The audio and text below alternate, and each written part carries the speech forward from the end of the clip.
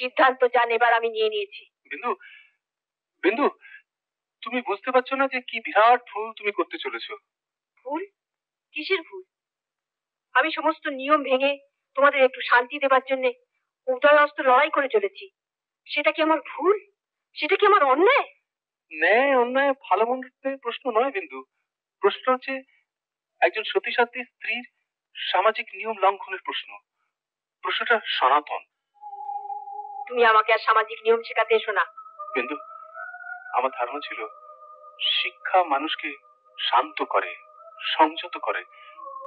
তুমি একেবারে বিপরীত, তাই তো? কিন্তু মনে রেখো, সত্যের একটা সীমা আছে, সেই সীমা পেরুলেই যত বিপত্তি ঘটে। তুমি ভয়ঙ্কর জিদ একদিন তোমাকেই গ্রাস করবে বিন্দু। সেদিন কিন্তু কেঁদেও তুমি কুল পাবে না।